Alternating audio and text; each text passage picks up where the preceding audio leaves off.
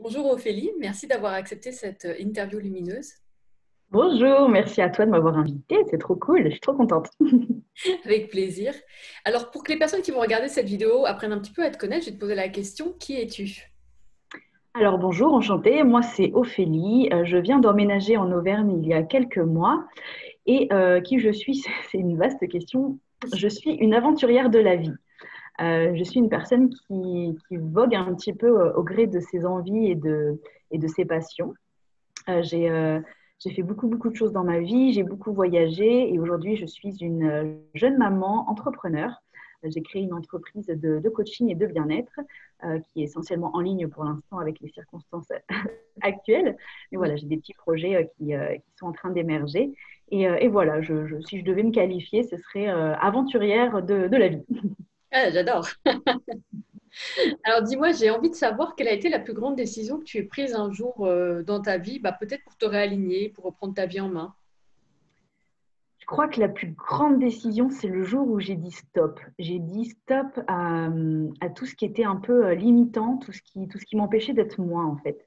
Stop aux croyances limitantes, stop aux injonctions qu'on pouvait me donner, que ce soit à l'école, dans mon cercle amical, dans la société aussi. En fait, stop à tout ce qu'on voulait que je fasse, tout ce qu'on voulait faire de moi, dans les cases dans lesquelles on voulait me mettre absolument. Et puis ben, moi, je rentre dans aucune case parce que j'en ai plein des cases.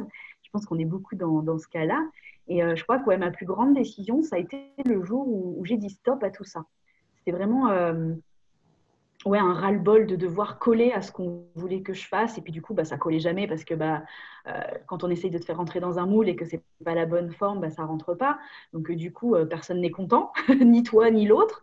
Donc du coup, ouais, ça. Et puis partir du coup, de prendre du recul, de souffler un peu, parce que c'est bien beau de dire stop, mais du coup, ça fait un petit peu de remous et du coup Oui. partir, prendre du recul, me rencontrer, voir quelles étaient mes limites, quelles étaient ouais, les choses que j'avais envie de découvrir par moi-même et puis partir à l'étranger pour ça, ça a été ma plus grande décision dans ma vie, ouais.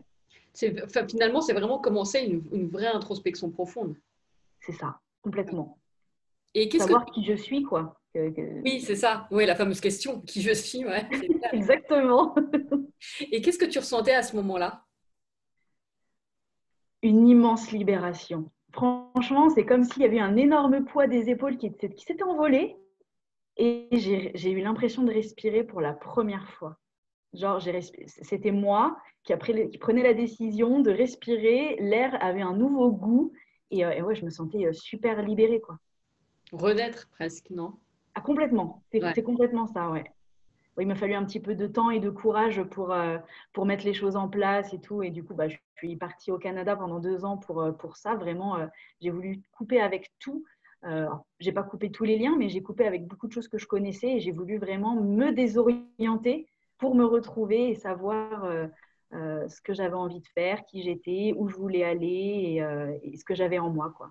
D'accord. Et quelle croyance ou pensée t'a alimenté justement, alors tu vois, juste au moment du passage à l'action en fait, qu'est-ce qui t'a aidé comme pensée ou croyance à te dire, allez, je me reprends en main là.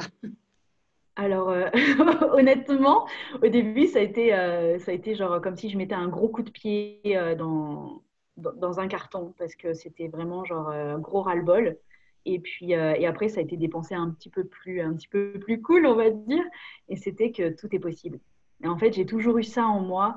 J'ai toujours cru en tout. Hmm. Tout est possible pour moi. Il y a rien qui est impossible en fait. Si tu y crois, si tu y vas, oui, bah, c'est possible. Et je m'étais vraiment déconnectée de tout ça, bah, justement parce que euh, les pensées, les croyances, les projections que font les autres sur toi, de c'est trop, c'est pas assez, c'est pas bien, c'est pas comme ça. Et du Ouais. coup, tu as un peu tendance à refaire tes contours, tes propres contours pour rentrer dedans. Et en fait, il y a un moment donné, j'ai complètement explosé. J'ai dit non, c'est pas ça. C'est pas ça. Et du coup, tout est possible. J'en ai marre que les autres me disent que ça, c'est pas possible, que ça, c'est pas possible, que ça, c'est pas moi, parce qu'ils m'ont toujours connue comme ça, donc je pouvais pas être autrement.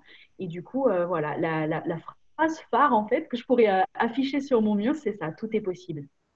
Mais c'est vraiment ce qui ressort en fait au global dans les interviews et j'ai l'impression que quelque part, on le sait depuis toujours que tout est possible, mais que tous les conditionnements de la société, notre famille, enfin tous les conditionnements qu'on reçoit, finalement font qu'on finit par se dire non, non, en fait, ça ne doit pas être possible. C'est ça.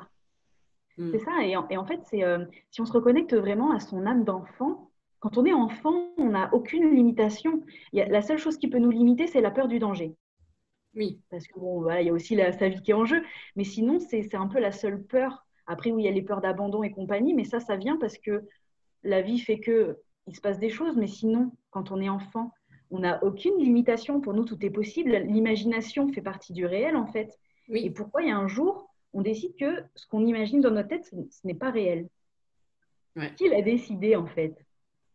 Et du coup, si on part de ce principe-là, oui, tout est possible. Et quand on reconnecte son âme d'enfant, et du coup, le fait de devenir maman aussi, ça m'a beaucoup aidé ces derniers temps avec ça, parce que j'ai encore passé ouais, un levier, je ne sais pas comment on peut appeler ça, mais ça a été un truc de fou parce que bah, je me reconnecte à ça encore plus. Et oui, tout est Oui, possible. Il n'y a pas de limitation.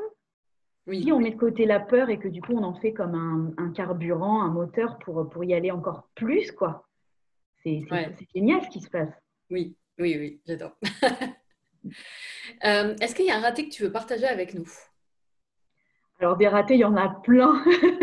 Ma vie est faite de ratés parce que si j'avais pas raté, j'aurais jamais réussi. Hmm. Ah, c'est Parce beau. que souvent, on attend un petit peu, et je le suis encore aujourd'hui, hein, on attend un petit peu le truc qui nous garantit que ça va fonctionner, le truc qui garantit que ça marche, que c'est parfait, que ça va être impeccable et que du coup, après, une fois que ça c'est parfait, tout le reste est parfait, ça va toujours rouler. C'est Hmm. pas comme ça la vie. La vie, c'est toujours des choses nouvelles qui arrivent, qui s'expérimentent. Et en fait, il faut tester, il faut expérimenter, il faut y aller. Et puis, on verra ce qui va se passer, en fait. On a une grande capacité de résilience et de s'adapter. Donc, on verra ce qui va se passer. Et du coup, ma vie est faite de ratés. J'en ai tellement, je ne peux même pas en choisir un. Euh, c'est parce que j'ai raté tout dans ma vie que du coup, j'ai tout réussi aussi. Ouais. Parce qu'un raté m'a emmené sur une autre situation qui m'a en fait permis de réussir le truc de base que je ne pensais pas du tout faire comme ça. Oui, c'est ça exactement, ouais. Rebondir à Donc, chaque fois. c'est ça, et des ratés, il y en a eu plein. Si je prends l'exemple de quand je suis partie au Canada, je m'étais décidée, parce qu'en fait, moi, j'avais plein de peurs. Et du coup, je m'étais dit, c'est l'occasion de me secouer et d'aller là où j'ai peur. Donc, je suis allée dans un pays où je ne connaissais pas la langue, je parlais très, très peu anglais. Je connaissais personne là-bas. Je connaissais personne qui était allé avant moi. Et je suis partie à côté de l'Alaska. C'est-à-dire que j'ai d'abord fait une escale à Montréal pendant une semaine avec mon cousin. C'était ma petite sécurité, on va dire, au début, voilà, de ne pas être lâchée dans le grand bain tout de suite. Et on a passé une semaine à Montréal pour visiter, etc. Et puis, et puis après, j'avais juste prévu d'aller dans un endroit à côté de l'Alaska. Donc, j'avais 4 jours de bus pour y aller avec mon sac à dos. Et là-bas, je devais retrouver des gens à 2h30 du matin dans une ville que je ne connais pas. Et ils m'emmenaient à 20 km dans les montagnes, perdues. Voilà. Et, euh, et du coup, bah, je l'ai fait. Et après, je n'avais rien d'autre de planifié. C'est-à-dire que j'ai passé un mois chez eux et après, je ne savais pas ce que j'allais faire. Donc, j'ai trouvé des trucs au fur et à mesure. Mais pendant ce périple-là, j'ai perdu ma carte bleue. Donc, je Hmm. n'avais plus de moyens de paiement. J'avais un petit peu de liquide sur moi. Et en fait, j'étais dans une telle confiance que les choses allaient forcément bien se passer qu'en fait, elle était juste tombée dans la doublure du sac. Et qu'en fait, je me suis rendu compte que j'en ai pas eu besoin pendant 3 semaines. Trop bien. Voilà. Et du coup, bon, j'en avais parlé avec les personnes que j'avais rencontrées, etc. Bon, hyper gênée, du coup, je ne connais pas les personnes. Il est 2h30 du matin. On va dans un endroit que je ne connais pas. Je n'avais pas de réseau parce que du coup, j'ai pas pris de forfait canadien ni quoi que ce soit. J'avais que, quand j'avais du Wi-Fi, je pouvais me connecter via des applications qui passent sur Internet, mais c'est tout. Mais du coup, j'avais moyen de rentrer en connexion avec personne en France pour me dépanner, pour trouver une carte, pour faire je ne sais pas quoi. Rien du tout. Hmm. Et du coup, ça m'a donné, vu que je pouvais rien y faire, je me suis dit, tu peux soit t'inquiéter, soit stresser, passer un mauvais moment. Tu vas, du coup, ton expérience qui était censée être une expérience folle, ça va se transformer en cauchemar. Ou alors te dire, bah, de toute façon, je peux rien y faire. Je verrai quand j'aurai l'occasion, soit d'avoir du réseau, soit de recontacter mes proches, ou soit de voir avec les personnes que je vais rencontrer. Donc, j'ai passé 4 jours dans le bus avec mes petites économies à manger des petits trucs que j'achetais dans les stations essence quand on faisait des haltes. Et puis, je suis arrivée, j'ai rencontré les gens et puis je leur ai expliqué le problème le lendemain parce que j'ai quand même dormi un petit peu, il était 2 heures du matin. Et puis, en fait, ça s'est super bien passé. Ils m'ont dépanné d'un peu d'argent, j'ai pu les rembourser après. Et, c'était impeccable, Finalement, quoi. Et du coup, je pense que ça a permis de briser un petit peu la glace. Et ouais. si j'avais pas eu ce problème-là, peut-être que j'aurais peut-être pas eu un tel lâcher prise et j'aurais peut-être du coup pas autant profité de cette expérience. Et ça m'a donné tellement confiance pour le reste que tout le reste de mon séjour s'est passé mais super bien. Ah ouais, d'accord. Et est-ce que tu as une pensée qui te guide aujourd'hui au quotidien? Bah, c'est la même, hein, que tout est possible en fait, que tout va bien se passer. Oui. Quoi qu'il arrive, tout va bien se passer. Hmm. Et même si ça se passe mal, je trouverai toujours une solution. Ouais, ouais, super. Et si Et j'en ai pas, je demanderai à quelqu'un, hein. c'est sûr. Et est-ce que tu as une question un peu phare, tu sais, quand le mental justement peut peut-être revenir et avec ses peurs et voilà, te raconter un petit peu n'importe quoi. Est-ce que tu as une question phare en fait qui te permet d'ouvrir le champ des possibles? Euh, Alors, ouais, il y a plusieurs questions qui peuvent aider pas mal dans ces cas-là. C'est déjà, est-ce que t'inquiéter, ça fait avancer le problème? Non. Donc, en général, je reconnais quand même l'émotion parce que parfois, ça a besoin de sortir. Donc, je laisse, si je dois Oui, pleurer, craquer, hurler, voilà, je laisse sortir les choses.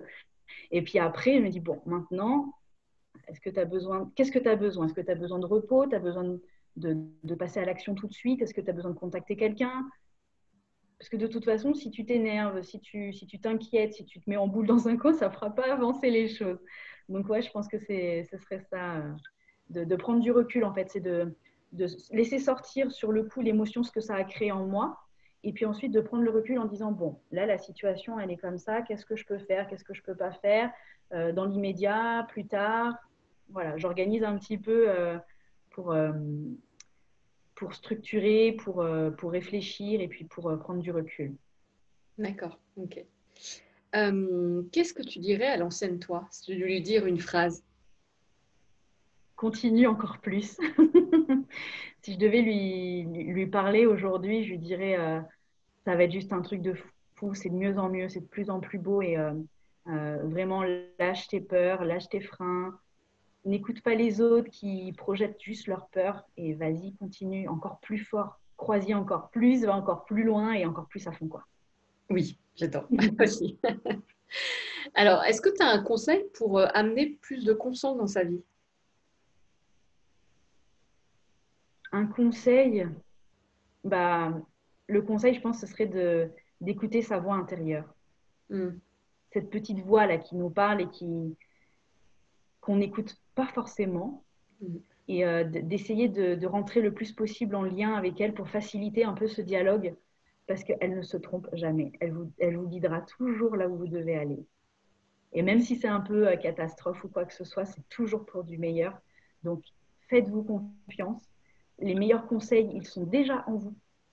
Déjà. Et je sais que c'est pénible à entendre cette phrase parce que quand on a envie d'un conseil ou quand on a envie d'être Oui, guidé, on veut avoir la solution et on veut pas qu'on nous dise mais si, mais écoute-toi, tu as déjà la réponse en toi. Je sais que c'est pénible parce que moi ça m'énerve d'entendre ça, mais c'est vrai qu'après quand je prends du recul et que du coup je me pose vraiment, bah ouais en fait la réponse elle est déjà en moi. Je cherche une validation extérieure, je cherche à fuir une peur ou une émotion désagréable ou ce genre de choses, mais en fait tout est déjà là.